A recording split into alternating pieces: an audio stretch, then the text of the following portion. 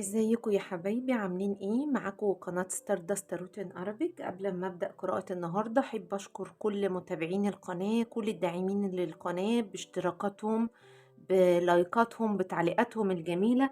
انا ممتنة ليكم جدا يا حبايب قلبي. ان شاء الله قراءة النهاردة هتكون: هل المشاعر اللي بيظهرها لك الشخص اللي في بالك هي نفسها المشاعر الحقيقية اللي جواه ولا لا؟ فإن شاء الله القراءة النهاردة تعجبكم. معانا مجموعتين، المجموعة الأولانية حجر الروز كوارتز، هسيب لك الحروف في صندوق الوصف أو ظهر الكوتشينة دي. القراءة التانية حجر الشمس أو ظهر الكروت دي، هسيب لك يا حبيبي الحروف في صندوق الوصف. بصوا يا حبايبي، من اول كده وانا بفتح القراءة قاعدة ترن في دماغي الآية ولكن الله سلم. يعني يمكن دي رسالة لحد، يمكن ربنا ان شاء الله يسلمنا ويسلمكم من كل شر، بس انا قلت اقول لكم الرسالة اللي جاية لي. ماشي يا حبايبي، هنشوف زي ما اتعودنا طاقتك انت الاول ايه، طاقة حبيبي اللي بيسمعني ايه، عشان نشوف القراءة دي مناسبة ليك ولا لا. اذا لقيت الطاقة مش منطبقة شوف المجموعة التانية. قراءاتي يا حبايبي طاقة مفتوحة، من اي وقت انت تسمع فيه الفيديو تلاقي فيه ان شاء الله رسائل ليك. القراءة للجميع. ماشي يا حبايبي، بسم الله الرحمن الرحيم. طاقة حبيبي اللي بيسمعني ايه، طاقة حبيبي اللي بيسمعني ايه. ربما بتفكر كتير جدا، بتفكر كتير او عايز حقيقة بقى، يعني عايز حقيقة تتضح، كلام حقيقي اتقال، حاجة كده، حاجة حقيقية، الصورة اتوضحت لك، الامور بينت لك، حاجة كده.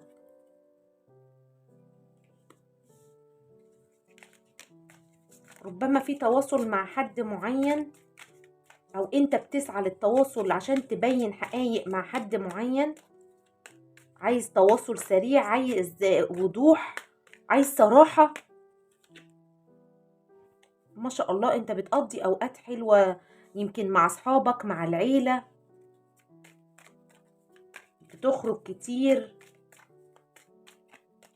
طاقة حبيبي اللي بيسمعني، ربما انت متحير في قرار معين عايز تاخده، في قرار كده لازم تاخده، بتشوف بقى انا هعمل ايه اللي في ايدي انا اعمله كده يعني. قلقان، انت متوتر شوية من موضوع القرار ده اللي انت لازم تاخده.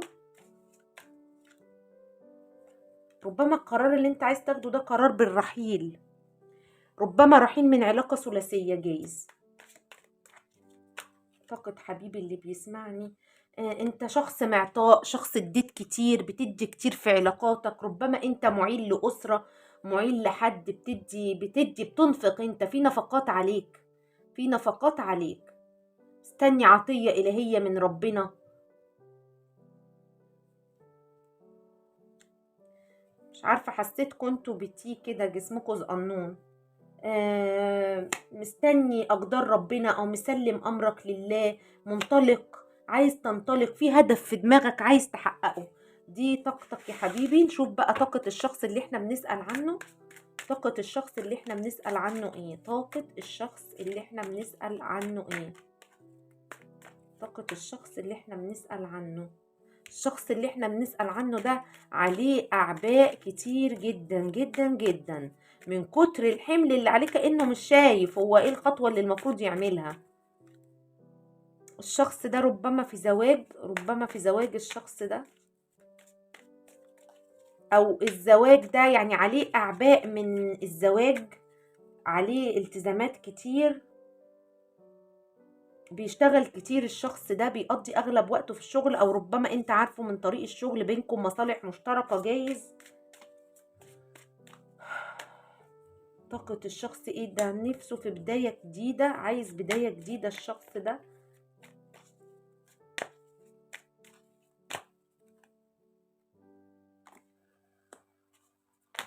طاقة الشخص ده ايه، عايز فرصة، عايز بداية جديدة، فرصة حقيقية لحاجة، عايز يفعل حاجة على أرض الواقع. الشخص ده معروف في المحيط بتاعه، العيلة مهمة عنده، متقدر من الناس اللي حواليه الشخص ده، محتار، عنده حيرة الشخص ده. برضو على فكرة هو كمان لازم ياخد قرار، هو كمان متحير في قرار وعنده تعليقة معينة متعلق فيها الشخص ده. ربما العلاقة دي ثلاثية برضو يا حبايبي. طيب نشوف بقى السؤال المهم جدا، مقارنة كده ما بين مشاعره اللي بيظهرها لك، ايه المشاعر اللي بيظهرها وايه المشاعر الحقيقية.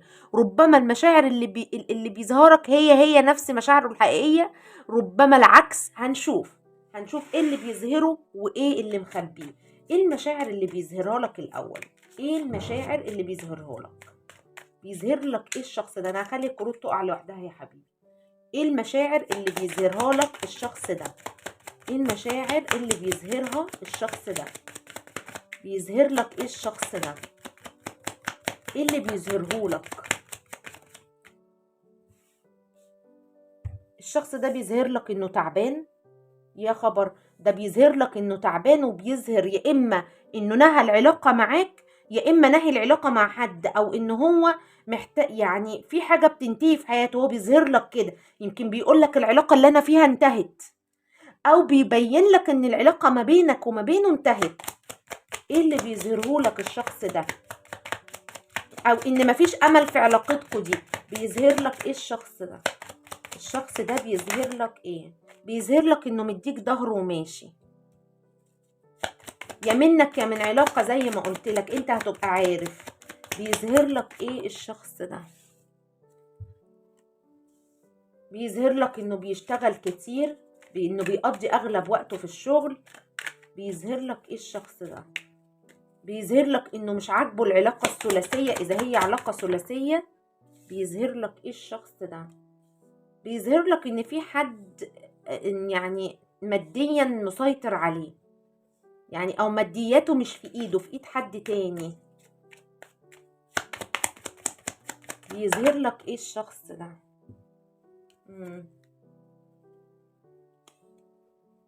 بيظهر لك حدية في التعامل، بيظهر لك انه بيقطع معاك، انه بيبعد عنك. بيظهر لك ايه الشخص ده؟ انه عايز يبدأ بداية جديدة. بيظهر لك ايه الشخص ده؟ او انه بيبدأ بداية جديدة. اذا الشخص ده مثلا في زواج، بيظهر لك انه بيحاول يبدأ بداية جديدة مع حد من الماضي، يا اما بقى زوجته يا اما حاجة من الماضي. بيحاول يظهر لك انه بيبدأ بداية جديدة معاه، بيظهر لك استقرار، بيظهر لك ثبات، بيظهر لك انه متمسك بالوضع اللي هو فيه او متمسك باستقراره. الشخص ده بيظهر لك كده. هنشوف حقيقة مشاعره ايه بقى بس اما نخلص هنا. بيظهر لك انه الوضع اللي هو فيه، وضع الاستقرار اللي هو فيه، هو متمسك بيه. بيظهر لك ايه الشخص ده؟ بيظهر لك ايه الشخص ده؟ ايه المشاعر اللي بيظهرها لك؟ ايه المشاعر اللي بيظهرها لك الشخص ده؟ بيظهر لك انه في قلبه حب، انه بيحبك وانه في قلبه حب، ولكنه مجروح متألم، مش عارف يوريك الحب ده قوي، حزين، بيظهر لك بحزنه. بيظهر لك ايه الشخص ده؟ انه شخص عادل، بيخاف من الكارما، بيظهر لك كده، يعني يمكن انه عايز يديك حقك جايز، او مش عارف يديك حقك. بيظهر لك ايه الشخص ده؟ بيظهر لك ايه الشخص ده؟ ايه اللي بيظهره لك؟ ايه المشاعر اللي بيظهرها لك الشخص ده؟ ايه المشاعر اللي بيظهرها لك الشخص ده؟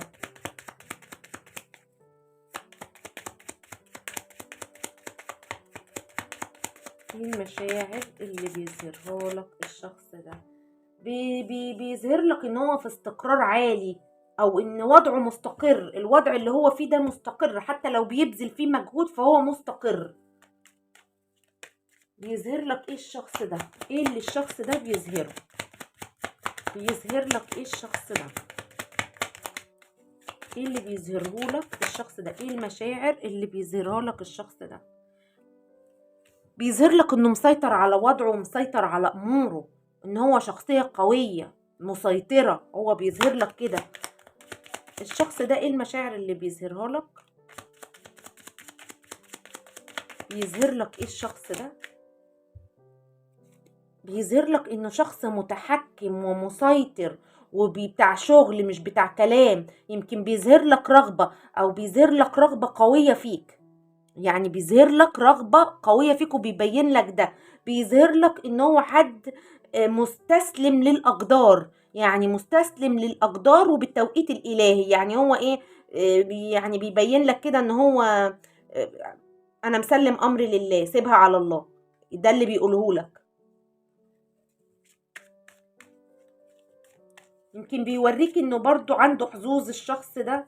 بيظهر لك ايه الشخص ده؟ يمكن بيظهر لك ألم، انه متألم. بيظهر لك ايه الشخص ده؟ ايه اللي الشخص ده المشاعر اللي بيبينها لك وبيوصلها لك؟ بيظهر لك ايه الشخص ده؟ بيظهر لك ايه المشاعر اللي بيظهرها لك الشخص ده؟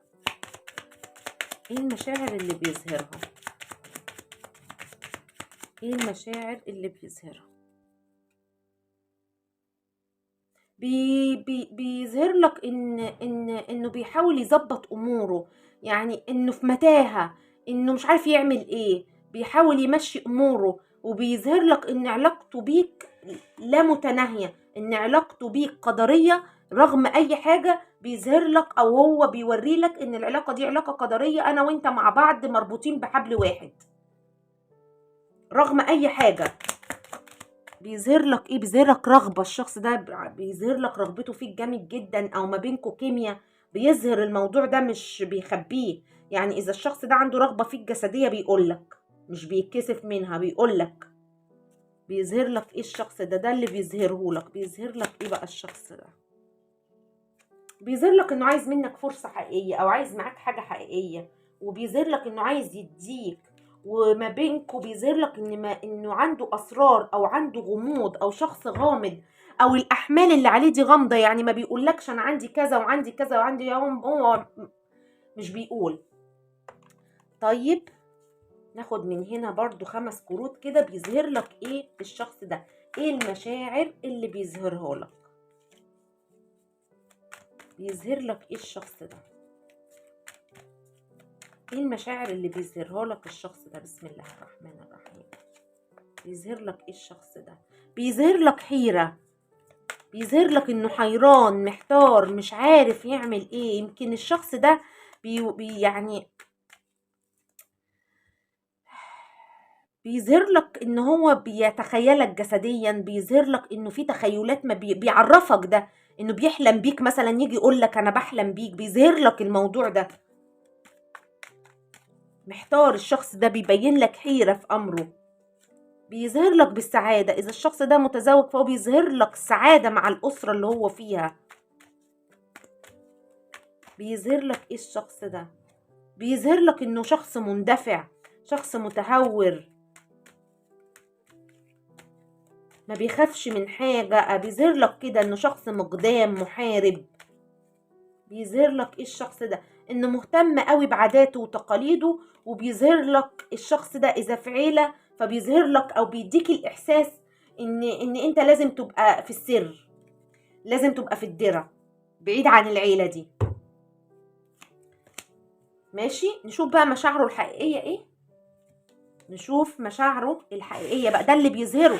هنشوف بقى يمكن من المشاعر الحقيقية من الحاجات اللي بيظهرها لك، او يمكن العكس خالص. هنشوف بقى مدى صدقه او التطابق ما بين مشاعره الحقيقية ومشاعره اللي بيظهرها لك. شوف بقى مشاعره الحقيقية برضو يا حبايبي. انا هخلي الكروت تنزل لوحدها. مشاعره الحقيقية بقى ايه؟ دي المهم عندنا. المشاعر اللي من جوه قلبه ايه الحقيقية؟ ايه؟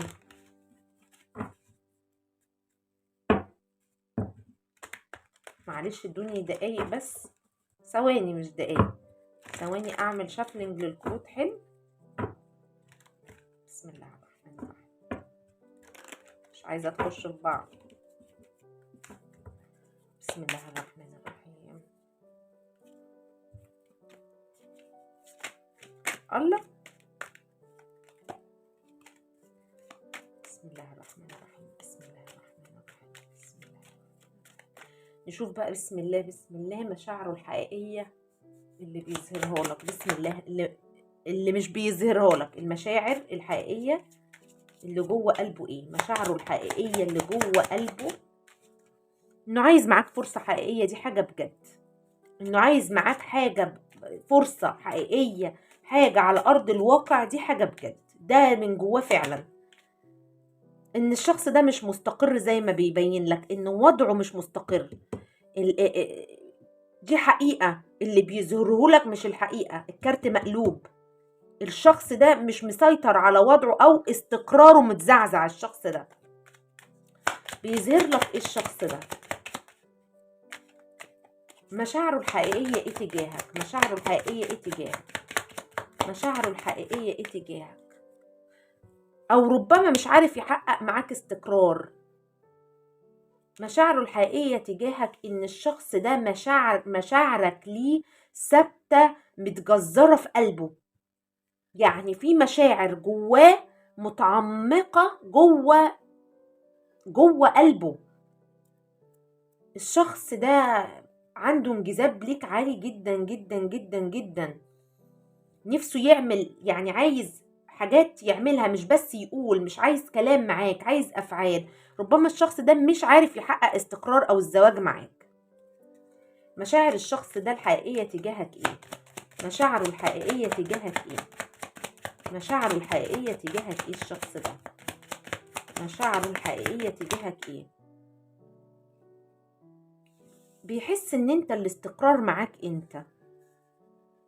يعني انت بتديله ثبات، بتديله استقرار نفسي. حتى لو انتوا مش متزوجين، حتى لو دي علاقة عاطفية فقط لسه ما ترسمتش الزواج، انت اللي بتديله الاستقرار النفسي وبتديله دافع للشغل على فكرة. مشاعر الشخص الحقيقية ليك ايه؟ مشاعره الحقيقية ليك ايه؟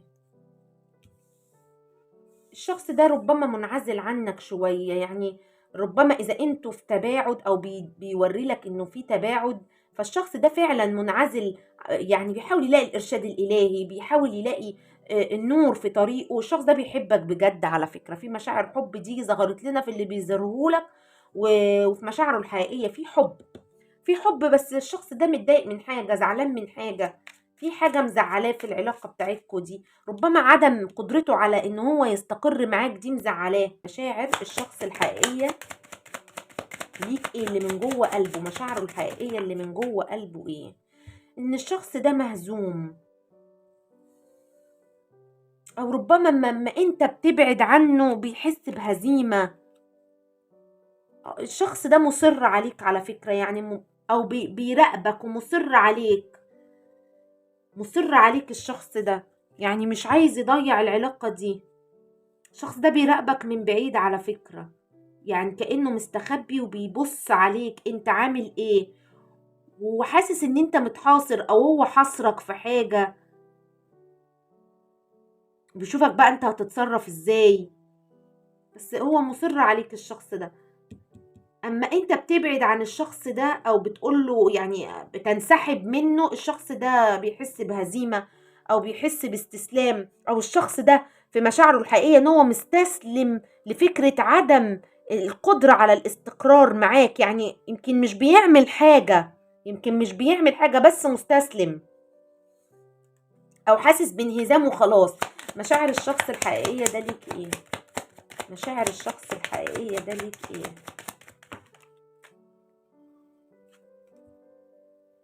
الشخص ده منجذب ليك جدا جدا جدا، ودي حقيقة. شايفك فيك كل حاجة. ربما في تخاطر ما بينكو. زي ما قلت لك، هو احساسه ان العلاقة دي لا نهائية، ده احساس حقيقي. الشخص ده اللي مش اللي يعني الحاجة الحقيقية انه زعلان قوي قوي قوي قوي. يعني في زعل اذا انتوا ما بتتكلموش او اضطر يبعد او انت مبتعد فعلا. الشخص ده حزين عليك قوي. ده مش بيبين لك حزنه ده، يعني مفتقدك، مفتقدك جدا. مش عارفة ليه، يعني حسيت ان في تدخلات. لو ان في انفصال، في تدخل هو اللي كان سبب الانفصال ده. طاقات سلبية، عوائق معينة. الشخص ده بيحس ان روحك حواليه على طول على فكرة. بيحس ان روحك حواليه على طول.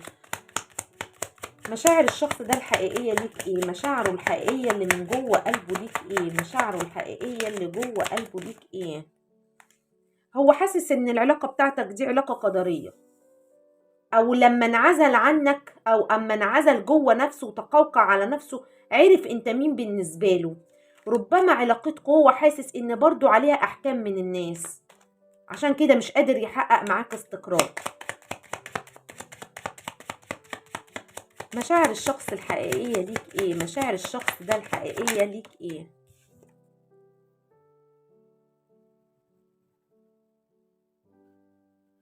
الشخص ده بيتألم على فكرة، وحاسس بمواجهات، وحاسس ان يعني من وراه ومن قدامه مواجهات، في كل حتة مواجهات، مش عارف يعمل ايه، كأنه بيصرخ، كأنه عايز يصوت، عارف كده اللي هو في مواجهات، في حاجة بيتعرض لها الشخص ده، خناقة مع حد واموره مش تمام، في مواجهات بيتعرض ليها الشخص ده. مشاعر الشخص الحقيقية ليك ايه؟ مشاعر الشخص ده الحقيقية ليك ايه؟ مشاعره الحقيقية اللي جوه قلبه ليك ايه؟ مشاعره الحقيقية ليك ايه؟ الشخص ده بيتذكر ذكريات الماضي معاك، ليه حنين، ليه اشتياق عليك قوي، مشتاق لك قوي الشخص ده. تاني احساس ان العلاقة دي علاقة من زمان، عارفك من زمان، علاقة بقالكوا فيها زمن مع بعض، ربما عارفين بعض من زمان قوي قوي قوي. الشخص ده بيحلم يعمل بيت معاك، على فكرة بيحلم يبقى فيه بيت معاك. مشاعر الشخص ده الحقيقية ليك ايه؟ مشاعر الشخص ده الحقيقية ليك ايه؟ موضوع القرار ان هو عايز ياخد قرار دي حاجة حقيقية، ان هو مش عارف لسه ياخد قرار معين دي حاجة حقيقية، بيدرس امور الشخص ده.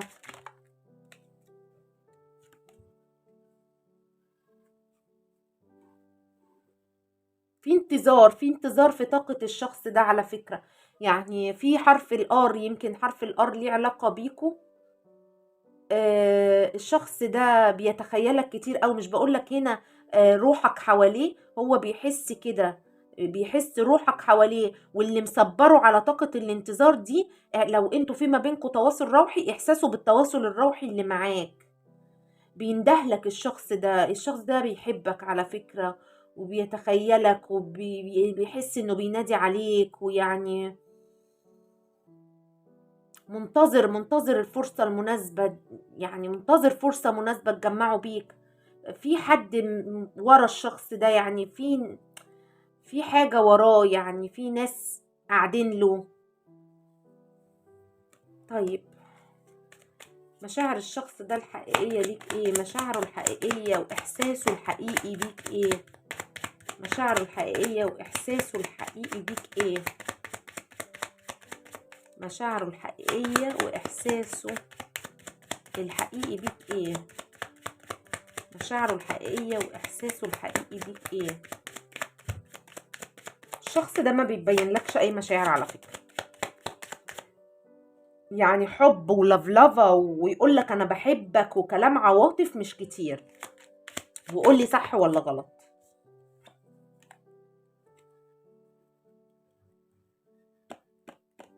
احساس الشخص ده ان انت لازم تبقى في السر، او ان انت لازم تبقى مستخبي، ده حقيقي. او احساسه ان هو انت مش من حقه اذا هو في علاقة تانية، ده حقيقي برضه.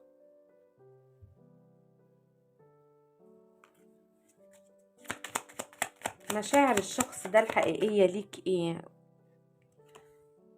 ربما في ما بينكم بلوك، ربما الشخص ده عامل لك بلوك. وتاني موضوع الحيرة في اخذ قرار معين، ده حقيقي. ربما ما بينكم بلوك، انت عامل له بلوك او هو عامل لك بلوك. مشاعر الشخص الحقيقية ليك ايه؟ مشاعر الشخص الحقيقية ليك ايه؟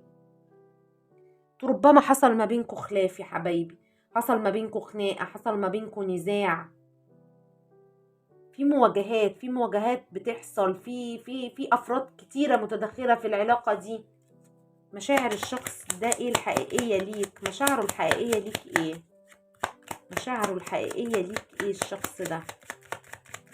مشاعره الحقيقية ليك ايه؟ مشاعر الشخص ده الحقيقية ليك ايه؟ بيحبك، اخيرا قالها، اخيرا طلع لنا انه بيحبك.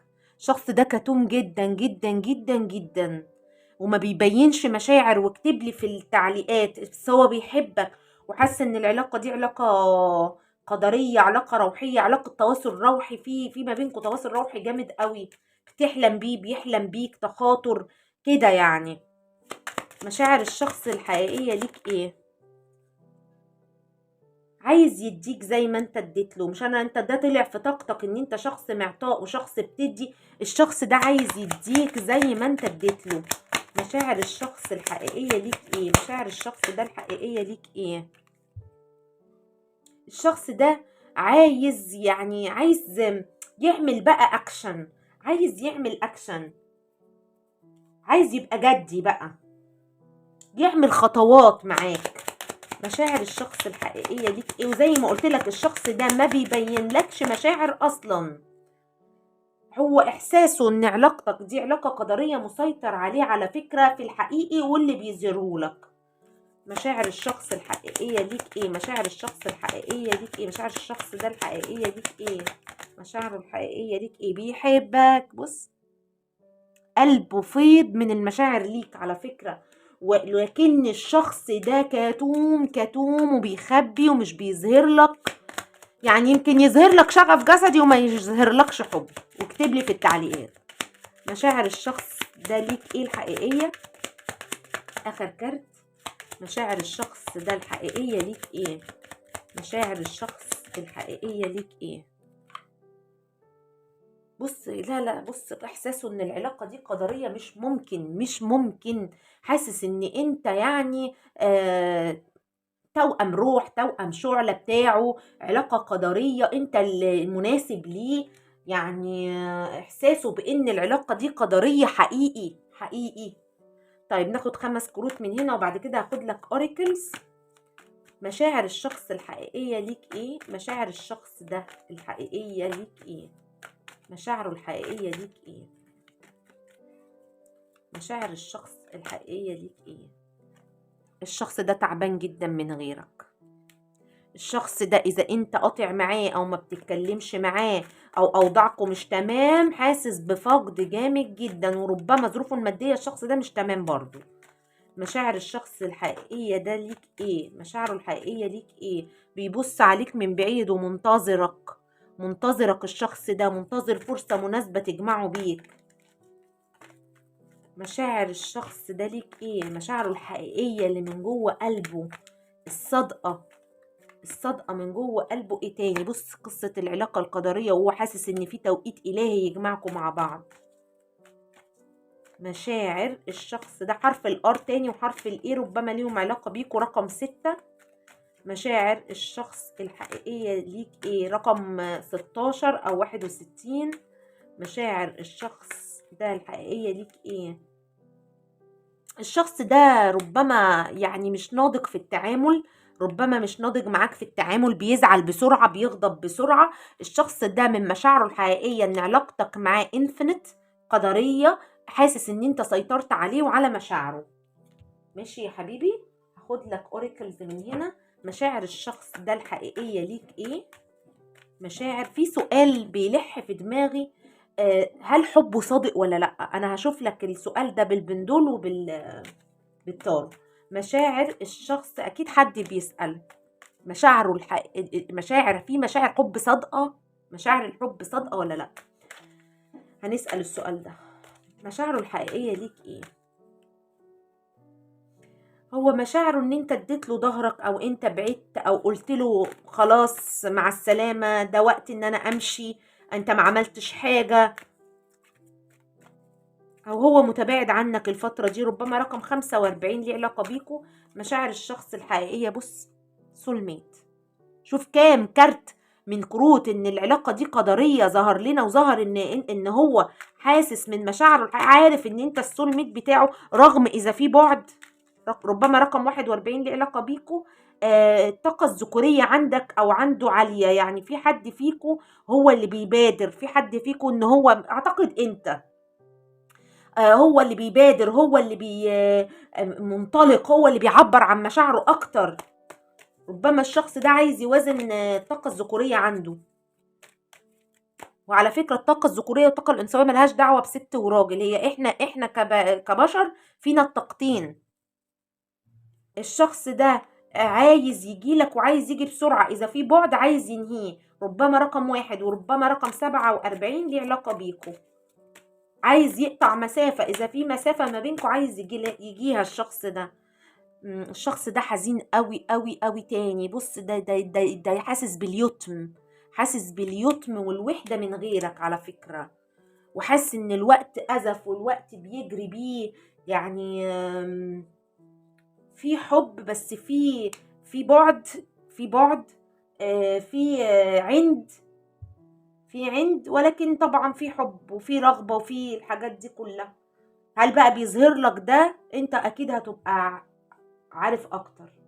طيب خلينا نسأل بقى السؤال بالتارot بالحركة اللي احنا بنعملها، ونسأل بندول هل حب الشخص ده حب صادق؟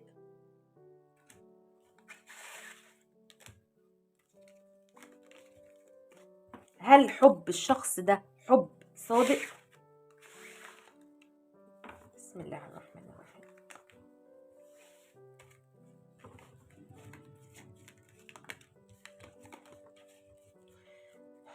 ادي يا حبايبي الكروت، نقسمها 3، المجموعة اللي في النص هنقلبها، والكارت اللي هيطلع مقلوب لا مش صادق، المعدول ايوه صادق. ونشوف النسبة، بناخد 3 كروت ونشوف نسبة حبه الصادق ليك قد ايه. بسم الله الرحمن الرحيم.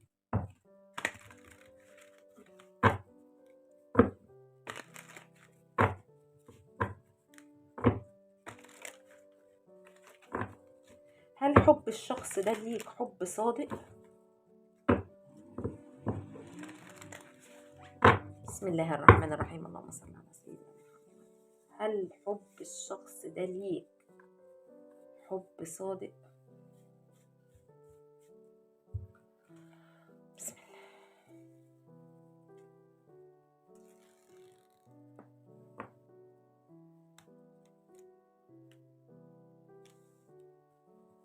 هل حب الشخص ده ليك حب صادق؟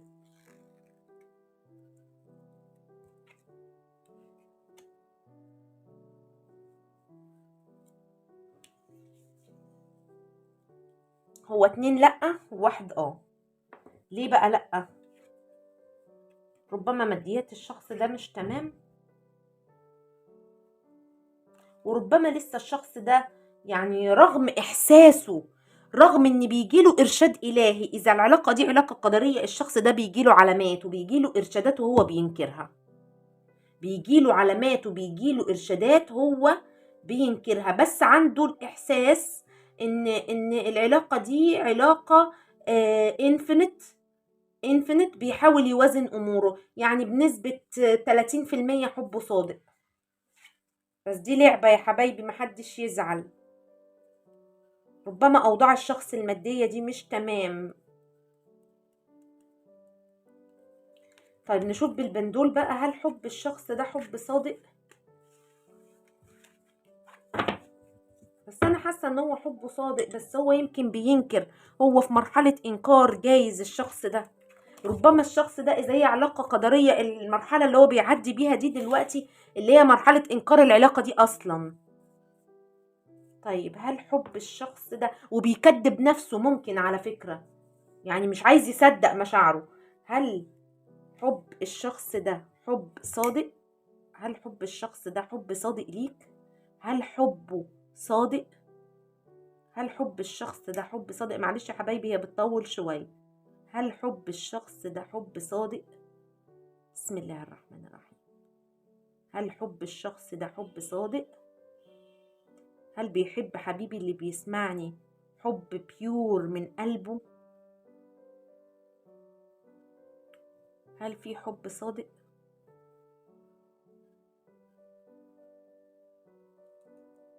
هل حبه صادق ليك؟ يا حبيبي بيحبك، حبه صادق ليك، حبه صادق ليك حتى لو هو بينكر الكلام ده، حبه صادق ليك حتى لو هو مش مصدق. اتمنى القراءة يا حبايبي تكون عجبتك ووضحت لك بعض الامور، وضحت لك الشخص ده حقيقي معاك ولا بيكذب، المشاعر اللي بيظهرها لك هل حسيت ان هي المشاعر اللي حقيقية اللي جواه ولا لا. اتمنى لك يا حبيبي كل الحب، كل الخير، كل السعادة. اتمنى لك نور البصيرة، ربنا دايما ينور بصيرتك وتعرف الحقائق وتعرف ما وراء الامور ايه. ماشي يا حبيبي. ورسالة النهاردة للقراءتين: ولكن الله سلم. ربنا هيسلمك بإذن الله حبيبي من كل شر. إذا عجبتك القراءة اعمل لي لايك كتير كتير، عشان اللايكات دي بتدعم الفيديو جدا. اعمل لي حبايبي اللي بيسمعوا الفيديوهات ولسه مش مشتركين يشتركوا، واكتب لي في التعليق فعلا هل حسيت القراءة دي منطبقة عليك ولا لا. اشكركم يا حبايب قلبي. كانت معاكم قناة ستاردست روتين ارابيك. مع السلامة. اهلا بيكم حبايبي اصحاب المجموعة التانية اللي اختاروا حجر الشمس. هسيب لك يا حبيبي الحروف في صندوق الوصف. قراءة النهاردة ان شاء الله هتكون: هل المشاعر اللي بيظهرها لك الشخص اللي في بالك هي نفسها مشاعره الحقيقية اللي جوه قلبه ولا لا؟ ماشي يا حبيبي. القراءة يا حبايبي طاقة مفتوحة من اي وقت انت تسمع فيه الفيديو. القراءة للجنسين، القراءة للجميع. ماشي يا حبيبي. هنشوف الاول طاقتك انت ايه على ايه ده في ايه؟ مال طاقتك وقعت كده على طول؟ عايز تقول لنا على طول؟ عندك كلام كتير انت عايز تقول. نشوف طاقتك يا حبيبي الاول. بسم الله الرحمن الرحيم. طاقة حبيبي اللي بيسمعني ايه؟ طاقة حبيبي اللي بيسمعني: انت مش بتنام كويس، عندك قلق، متوتر. متوتر يمكن من خلافات معينة، في خناقة، في ناس كتير، في كومبيتيشن معينة يمكن في شغلك ولا حاجة، في خناقة، في حاجة كده قلقاك وموترك ومخليك مش عارف تنام. اتخانقت انت مع حد، بتواجه حد. بسم الله الرحمن الرحيم. طاقة حبيبي اللي بيسمعني ايه؟ مالكوا حبايب قلبي؟ حاسس بفقد، حاسس بوحدة، حاسس ان انت اتسبت كده ومحدش بيسأل عنك، عشان كده مش عارف تنام، تعبان من المواجهات، تعبان من الخناق دوت. مشاعر حبيبي اللي بيسمعني ايه؟ في قلبك حب بريء، حب صافي. يعني كل اللي انت بتعطي كل اللي في ايدك، كل اللي انت قادر عليه بتديه بنية صافية، بمشاعر صافية. يمكن ده اللي مزعلك. يعني انا بعمل معاكم كده وانتوا بتعملوا معايا كده، يعني انا اديت لكم وانتوا يعني موصليني للحالة اللي انا فيها دي. طاقة حبيبي اللي بيسمعني يا حبيبي: انت رغم كل ده انت مثابر. انت مش يعني لو دي علاقة هي اللي حسساك العلاقة اللي احنا بنسأل عنها هي اللي عاملة فيك كده، انت مصر على العلاقة دي برضو، مش عايز تسيبها، لان انت قضيت مع البني ادم ده اوقات كتير، انت عارفه من زمان، متعلق فيه في العلاقة دي، بتحبه بجد، في مشاعر حب ومشاعر شغف. يعني انت بتحبه قوي وشغوف عليه وعندك طاقة ليه. انت الشخص ده هو العالم بالنسبة لك، على فكرة هو العالم بالنسبة لك. طيب يا حبيب قلبي، طيب نشوف هو بقى، نشوف مشاعر الشخص اللي انت بتسأل عنه ده، مش مشاعره، نشوف طاقته الأول. طاقة الشخص اللي انت بتسأل عنه ده ايه؟ الطاقة بتاعته ايه؟ الطاقة العامة كده بتاعته ايه؟ بسم الله الرحمن الرحيم. الطاقة العامة بتاعت الشخص ده ايه؟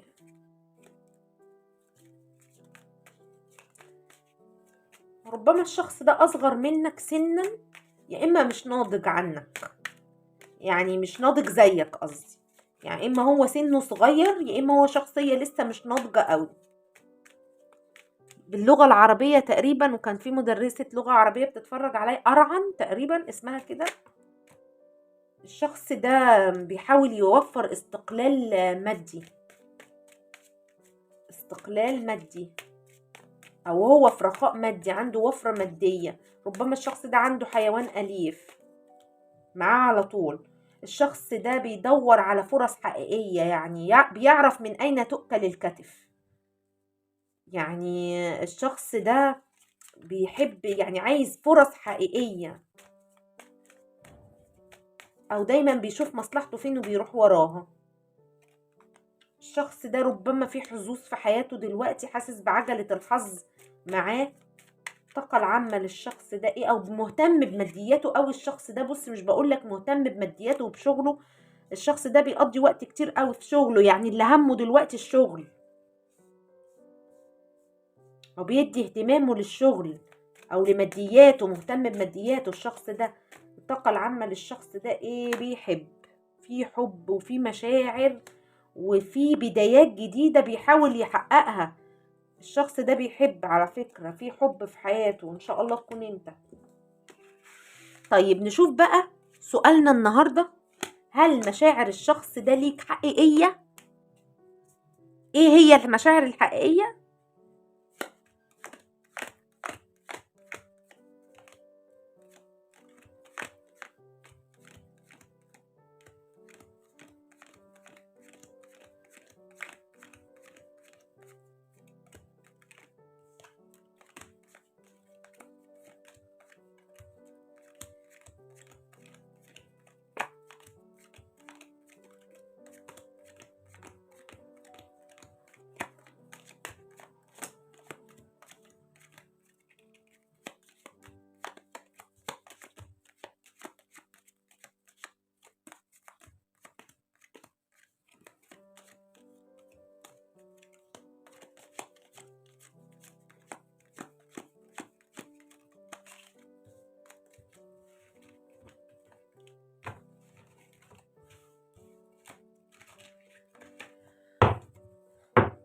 نشوف بقى يا حبايبي مشاعر الشخص ده اللي بيظهرها لك ايه. ايه المشاعر اللي بيظهرها لك؟ ماشي، انا هنخلي الكروت تقع لوحدها.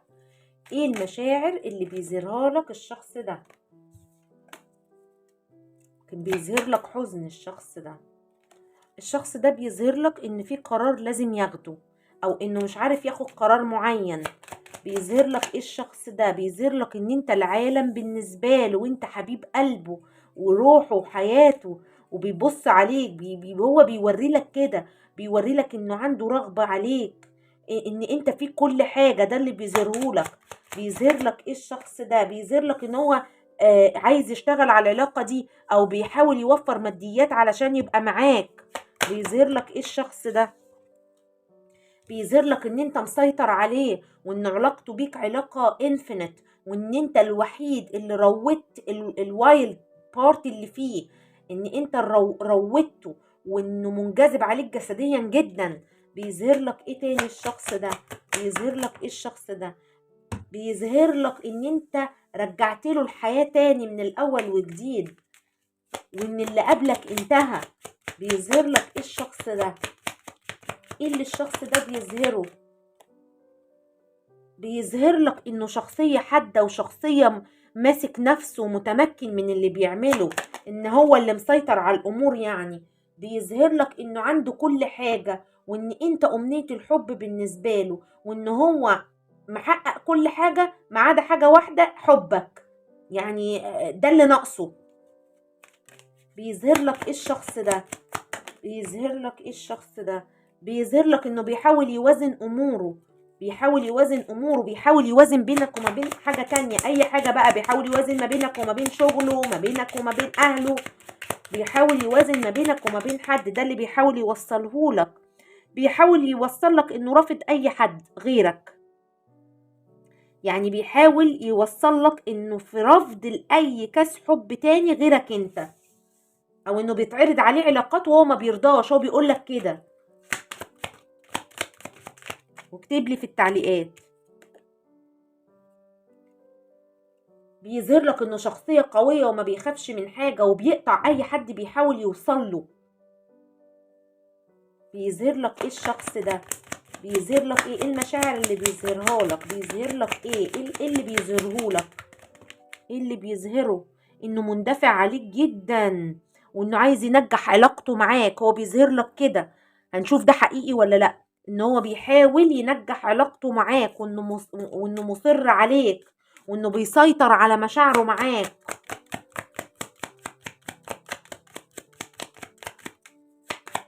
بيظهر لك ايه الشخص ده؟ يمكن بيظهر لك انه في بعض الاوقات بينعزل مع نفسه كده وبيحاول يوصل للطريق، او بيحاول يفهم يوصل لك ازاي، او بيحاول يعني يعرف ينجح العلاقة دي ازاي. بيظهر لك ايه الشخص ده؟ بيظهر لك ايه الشخص ده؟ ايه اللي بيظهره لك؟ بيظهر لك انه مستسلم لاوضاع معينة، مستسلم لعدم التغيير. بيظهر لك استسلام في حاجة الشخص ده. بيظهر لك ايه الشخص ده؟ بيظهر لك ايه الشخص ده؟ بيظهر لك ايه اللي بيظهره؟ ان هو ان في علاقة كرمية. يمكن الشخص ده اذا في علاقة بيظهر لك ان العلاقة دي علاقة كرمة مثلا، او ان هي علاقة تقليدية، علاقة بس تخليص ذنوب. هو كده الاحساس اللي جالي، الكلمة كده هو بيوصل لك ده. الله اعلم ده حقيقي ولا لا. بيظهر لك ايه الشخص ده؟ بيظهر لك ايه الشخص ده؟ ايه اللي بيظهره لك؟ بيظهر لك انه عنده قلق وتوتر. يمكن بيبين لك انه مش بيعرف ينام، انه قلقان، بيفكر كتير، خايف. يمكن بيحلم بيك كتير الشخص ده وبيقول لك انا بحلم بيك مثلا. بيظهر لك الحاجات دي. بيظهر لك ايه الشخص ده؟ ايه المشاعر اللي بيظهرها لك؟ بيحاول يلاقي التوازن. يعني بيظهر لك انه بيحاول يلاقي التوازن. بيظهر ايه الشخص ده ليك؟ بيظهر ايه الشخص ده ليك؟ ايه اللي بيظهره؟ 3 كروت طاروا. بيظهر لك انه عايز يوصل لبر امان. بيظهر لك رومانسية الشخص ده، وربما احساسك بيه ان هو شخص رومانسي، ولكن الشخص ده بيكتم المشاعر. يعني في كتمان للمشاعر برضو. بيظهر لك انه بيتمناك، بيظهر لك انه بيتمنى شفاء للعلاقة دي. ايا كان وضع العلاقة دي ايه، عايز يوصلها للأحسن، وعايز يلاقي بر سلام وامان للعلاقة دي. ده هو بيوري لك كده. بيظهر ايه الشخص ده ليك؟ بيظهر ايه الشخص ده ليك؟ بيظهر ايه الشخص ده ليك؟ بيظهر ليك الشخص ده ان هو مستقر. يعني بيوري لك ان هو مستقر. ربما الشخص ده عنده اولاد، وبيعرفك ان ولاده دول اهم حاجة عنده. وان هو بيعمل الصح لمصلحة ولاده مثلا، او لمصلحة المصلحة العامة. ماشي. الشخص ده بيظهر لك ان بيحن لك، بيشتاق لك، بيوري لك ده، وبيحسسك ان انت علاقة مش جديدة. حتى لو انتوا لسه متعرفين على بعض جداد، الشخص ده منجذب ليك جدا. بيوري لك الانجذاب ده، وبيقول لك ان هو عايز حاجة حقيقية معاك، وبيقول لك انه بيحبك، وان انت الحب، وانت يعني الرغبة كمان. يعني عنده رغبة فيك، وحاسس ان انت اكتر حد مناسب ليه. ده اللي بيظهره. هناخد 5 كروت من التارو ده بيبين لي اكتر. بيظهر ايه الشخص ده؟ بيظهر ايه الشخص ده؟ ايه المشاعر اللي بيظهرها ليك؟ بيظهر لك انه عايز معاك زواج على فكرة. يعني هو بيقول لك انا عايز معاك زواج، وعايز معاك حاجة حقيقية وحاجة قدام الناس. او بيظهر لك ان هو بيلتزم بالعادات والتقاليد، وحد متدين وحد متحفظ جايز. بيظهر لك ايه الشخص ده؟ يا ربي، ده بيظهر لك انه بيحبك، او يا رب يكون ده الحقيقي. بيظهر لك حب، وان انت يعني بيحبك قوي. يعني انت حاسس بده، وبيظهر لك ده انه هيواجه عشانك وهيدافع عشانك. بيظهر لك ده الشخص ده. بيظهر لك ايه الشخص ده؟ انه بس عنده قلق وتوتر، مش بيعرف ينام تاني، وانه عايز يديك زي ما خد منك، او ان انت عطية الهية، وان انت امنية تاني. الشخص ده بيظهر لك ده. طب نشوف بقى الحقيقي ايه. يا رب يبقى كده برضو. نشوف بقى المشاعر الحقيقية اللي جوه قلبه ايه.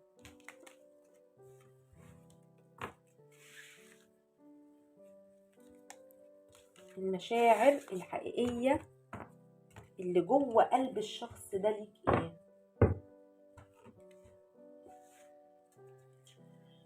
بسم الله الرحمن الرحيم. اللهم صل على سيدنا محمد.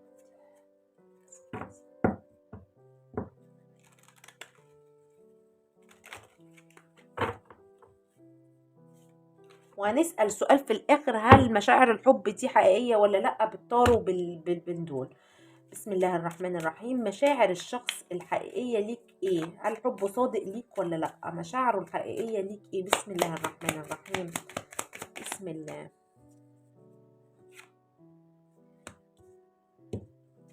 هو رومانسي الشخص ده، رومانسي، وفي الأحلام كده، عايش في الأحلام، وعنده مخاوف. ده حقيقي، عنده مخاوف، خايف، بيقمع مشاعره، بيكتم مشاعره الشخص ده. ده في الحقيقي بقى. بس في مشاعر، في مشاعر. مشاعر الشخص الحقيقية ليك ايه؟ ربما مش عارف الطريق، هو مثلا بيحبك او عايز حاجة معاك حقيقية بس مش عارف الطريق ايه، بيبص هيعمل ايه. مشاعر الشخص ده الحقيقية ليك ايه؟ مشاعر الشخص الحقيقية ليك ايه؟ مشاعره الحقيقية ليك ايه؟ ان انت قعدت حياته ليه تاني، اكنك اديت له، يعني كأنه عايش في سواد الشخص ده وفي نار، وانت اديت له الامل في اعادة الحياة تاني. الشخص ده قبليك كان ميت، يعني قبل مشاعر الحب ليك او قبل ظهورك في حياته، كأنه الحياة المملة الرتيبة اللي النهاردة زي بكرة زي بعده، انت جيت غيرت الشخص ده، غيرت حاجة فيه. مشاعر الشخص الحقيقية ليك ايه؟ مشاعر الشخص ده الحقيقية ليك ايه؟ مشاعر الشخص الحقيقية ليك ايه؟ ان انت امنية، دي حاجة حقيقية. انه عايز شفاء للعلاقة، دي حاجة حقيقية. مشاعر الشخص ده الحقيقية ليك ايه؟ مشاعره الحقيقية ليك ايه؟ عايز تواصل معاك، بيحب الكلام معاك، بيحب الحوار اللي رايح جاي معاك. ربما الشخص ده متهور، دي حقيقة برضو، يعني بيعمل الاكشن وهو مش عارف هو بيعمل ايه. مشاعر الشخص ده الحقيقية ليك ايه؟ ربما الشخص ده بيمر بنزاعات، دي حاجة حقيقية. إذا بيقول لك كده ده حقيقة. ربما في مواجهات في حياة الشخص ده، في خلافات. مشاعر الشخص ده الحقيقية ليك إيه؟ أو ربما اللي أنا شفته في طاقتك المواجهة دي من أفعال الشخص المتهورة دي، واكتب لي في التعليقات.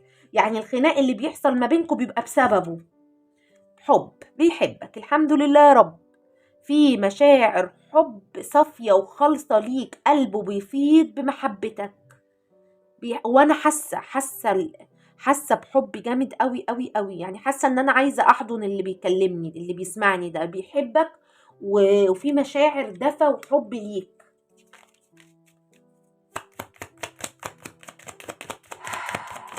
مشاعره ليك ايه؟ ربما الشخص ده بيعاني من حاجه، وده حقيقه. يعني الشخص ده اما بيزعل جامد قوي، ودي حقيقه.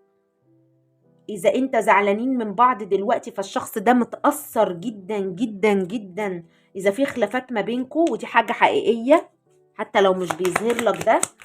مشاعره الحقيقية ليك ايه؟ مشاعره الحقيقية متألم اذا في بعد، ان انت كل حاجة فيك، انت الساحر بالنسبة له، فيك كل حاجة.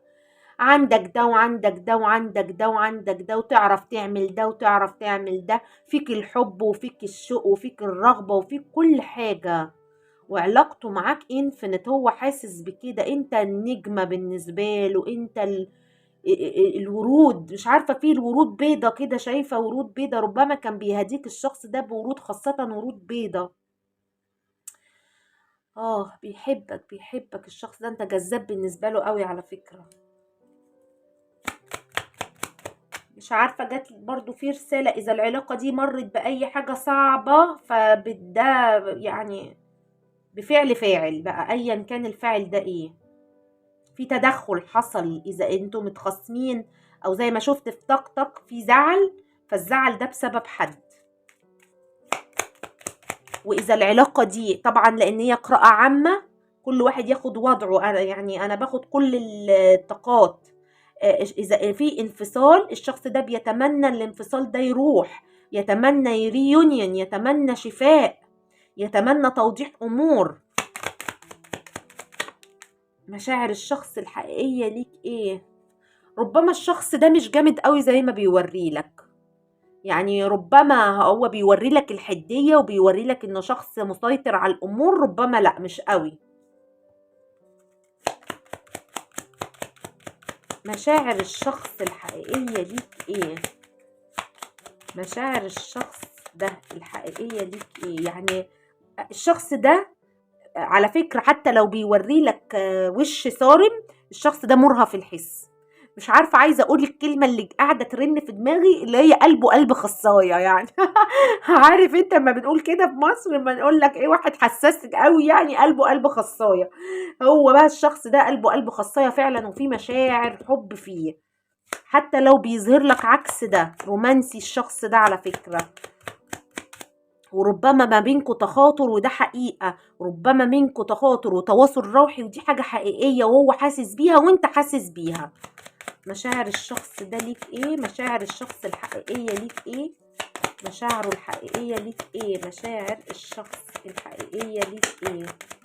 ده طار ايه ده؟ ده ايه ده؟ الحيرة.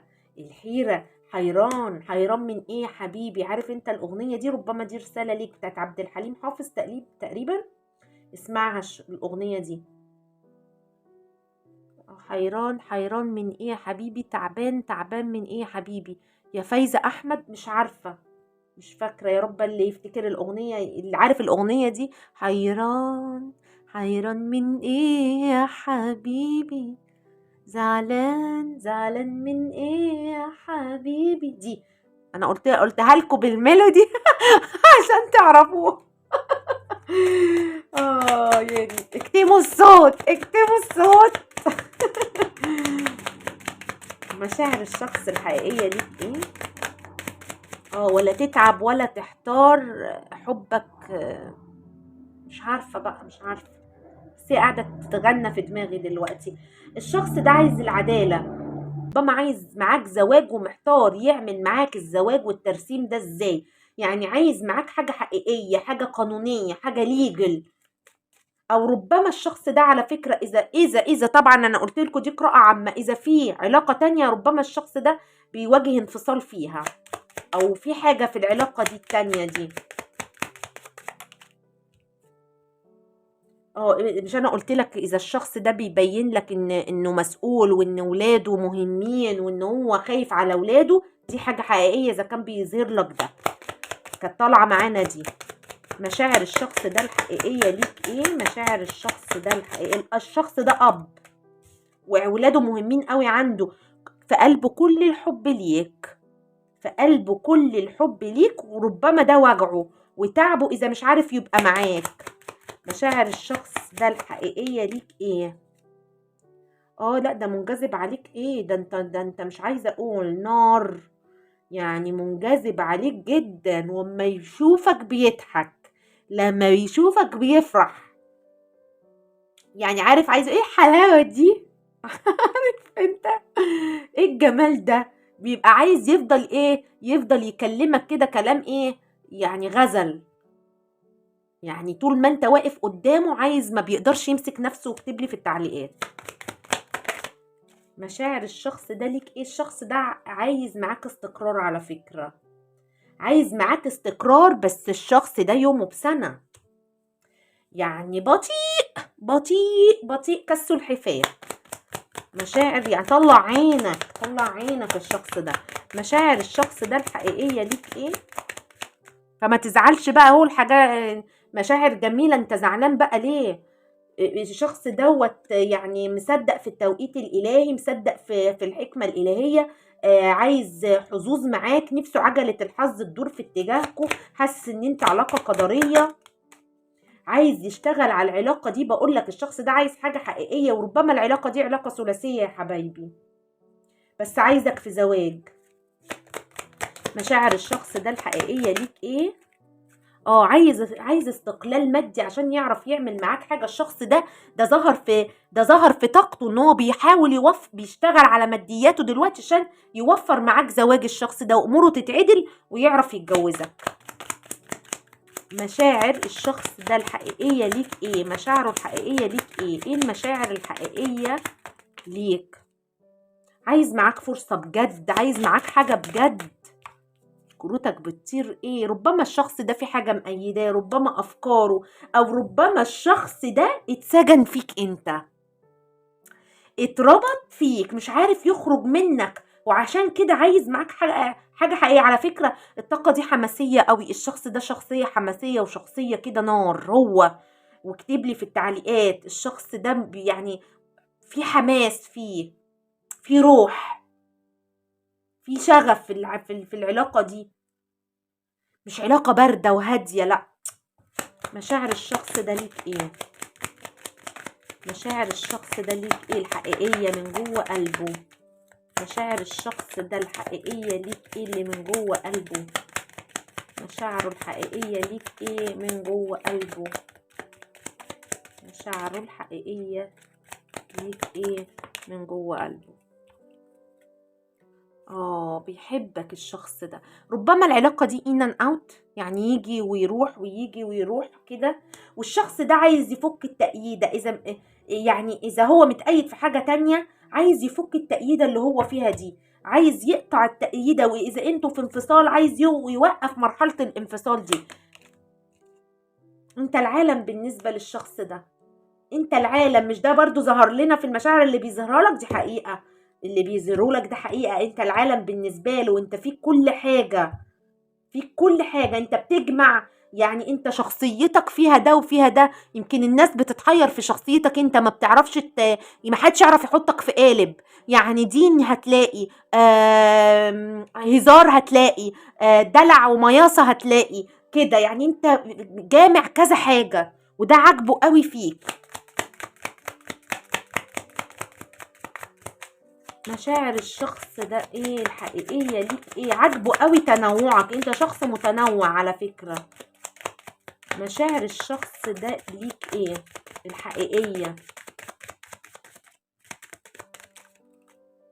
ربما الموضوع ان هو بيحاول يوازن ما بينك وما بين حد تاني، بيحاول يوازن ما بينك وما بين شغله، ما بينك وما بين عيلته، ما بينك وما بين اولاده، ما بينك وما بين علاقة تانية. دي حاجة حقيقية. بص طلع لنا في طاقته ده ان الشخص ده مش ناضج شوية. دي حاجة حقيقية يعني. اه الشخص ده بيحبك قوي على فكرة، ومتعلق فيك. وربما مش بيظهر لك ده برضو قوي، يعني بيحاول يمسك نفسه انه يظهر لك حبه الجامد ده ليك. ده جواه مشاعر طفولية ومتمسك بيك جدا. ومن كتر ما هو متمسك بيك وبيحبك، وساعات قلبه بيوجعه اذا انتوا في طاقة بعد، واذا انتوا في رحيل. الشخص ده موجوع جدا جدا جدا بسبب الموضوع ده. هناخد 5 كروت من التارو ده، لانه ده بيبين قوي. بسم الله الرحمن الرحيم. مشاعر الشخص ده الحقيقية ليك ايه؟ مشاعره الحقيقية ليك ايه؟ مشاعره الحقيقية ليك ايه؟ مشاعر الشخص ده الحقيقية ليك ايه؟ مشاعر الشخص ده الحقيقية ليك ايه؟ متربط فيك ومتأيد فيك الشخص ده. اتسجن في علاقته فيك، واتسجن في مشاعره معاك، مش عارف يفك منك. انا دي اللي جايالي. او هو بقى مقيد في امور تانية، او بيفكر كتير الشخص ده. بس انا جالي اكتر ان هو متأيد فيك انت ومتربط فيك انت. عايز معاك السعادة، وعايز معاك الاستقرار. واذا الشخص ده، ما تزعلوش مني برضو، دي طاقة لصاحبها ياخدها. اذا الشخص ده في عيلة فهو متأيد في العيلة دي، يعني هيبقى عايزك انت وهو تاني عشان قصة الاولاد على فكرة. عايز فرصة حقيقية معاك. بص تحت النجمة. او ربما الشخص ده اذا في زواج برضو، يعني حاسة ان الزواج ده شكل خارجي فقط. عايز فرصة حقيقية، يتمنى فرصة حقيقية معاك. الشخص ده حسك انت البيت والعيلة، يعني نفسه فرصة في حقيقة ان انت تبقى معاه في بيت واحد حقيقي، مش خيال، مش خيال، عايزك بجد. انت بداية جديدة للشخص ده، بداية جديدة انت للشخص ده. ربما في حاجة انتهت في حياة الشخص ده، زواج انتهى، بيمر بانفصال، حد توفى عنده، حاجة زي كده. طيب اخد لك اوريكلز من هنا.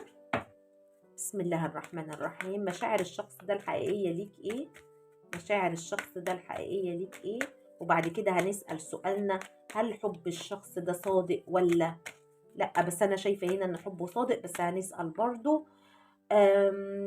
في احساس انت موصله للشخص ده، او الشخص ده موصل لك ان not for you، not for you، مش ليك، او هو خايف ان ما تبقاش ليه في الاخر. حاسه ان ده صوت عقله. بص، انا احساسي الشخص ده مربوط في هواجس معينه، خايف من حاجه معينه ان انت ما تبقاش ليه. مخه عامل له mental prison، يعني عامل له سجن في تفكيره، ان خايف ان انت تطلع من ايده.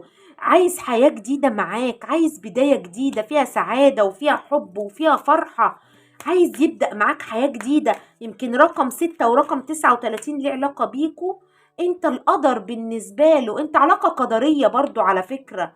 حبايبي اغلب اللي بيتفرجوا عليا هنا دول علاقاتهم علاقات يعني لتعليم، دروس، عقود، توأم روح، توائم شعلة بيتفرجوا عليا. في علاقات قدرية هنا كتير. ربما رقم 17 ليه علاقة بيكو. احساسه بيك على فكرة، واحساسه بالعلاقة القدرية دي، واحساسه بمشاعره كلها ليك بتسبب له السعادة. هابي، انت مصدر سعادة في حياة الشخص ده.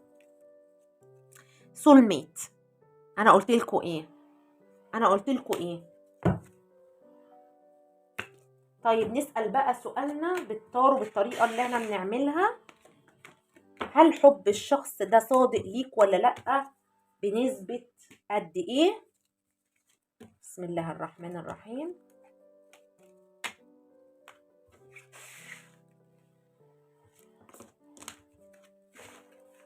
هل حب الشخص ده صادق؟ وهنسأل بالبندول برضو. ادي الكروت يا حبايبي زي ما اتعودنا، نقسمها 3 مجموعات. الله، مش عايزة تطلع.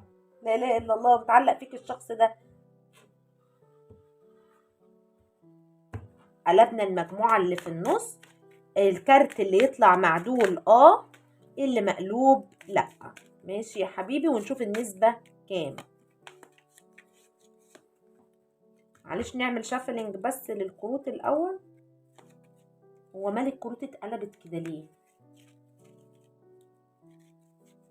معلش يا حبايبي ثواني عشان تطلع مظبوطه.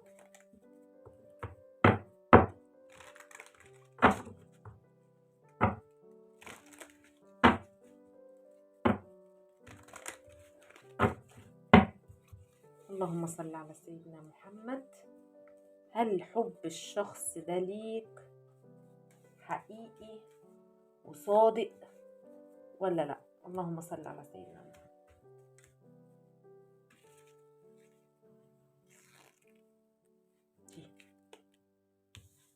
مقلوب اول كارت، مقلوب اول كارت.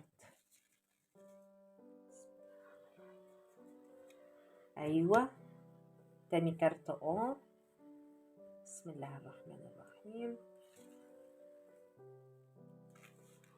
ده بيحبك بنسبة يا سيدي 75%، 75% أو أكتر كمان، لأن الكارت ده ميجر أركانا من الكروت الكبيرة يعني. الشخص ده بيحبك حب حقيقي، بيحبك حب حقيقي بنسبة كبيرة جدا، ولكن تهوره عايز ينضج بقى، يعني عايز ياخد اكشنز بجد، عايز يبطل التهور اللي هو فيه ده.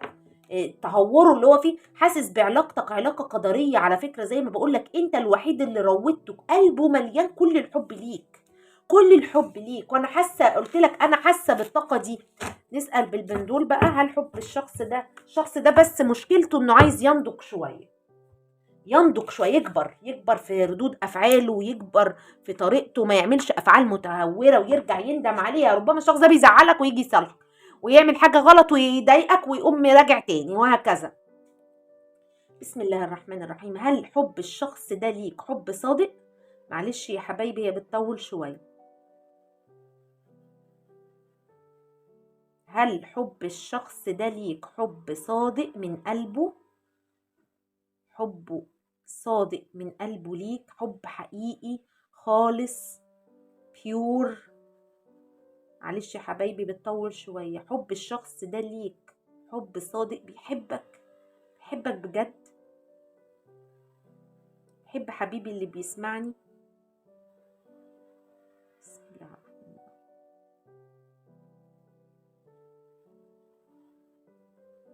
معلش يا حبايبي بتطول عقبال ما بتقف.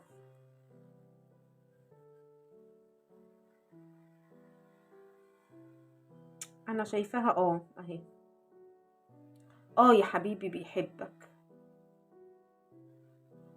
يا حبيبي، بيحبك. انا بقول لك، انا حسيت ان انا عايزه احضن الناس اللي بتسمعني من كتر ما طاقته جايالي يعني. ربنا يفرح قلوبكم ويسعدكم يا رب. ورسالتك النهارده اللي جات لي من قبل ما ابدا القراءه، ولكن الله سلم، قولها كتير. ربنا يسلمك من كل شر، يمكن اسم الله السلام يعني يساعدك في الفتره اللي انت فيها دي. ربنا يسعدكم يا حبايبي، اتمنى لكم كل الخير، كل الحب، كل السعاده. اذا حسيت ان القراءه منطبقه معاك وعجبتك، اكتب لي في التعليق، واعملوا لي لايكات كتير يا حبايبي، عشان هي اللي بتدعم الفيديو. ما تنسونيش في اللايكات.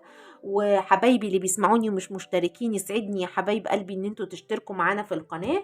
متشكره لكم جدا. كانت معاكم قناه ستار داست روتين ارابيك. مع السلامه.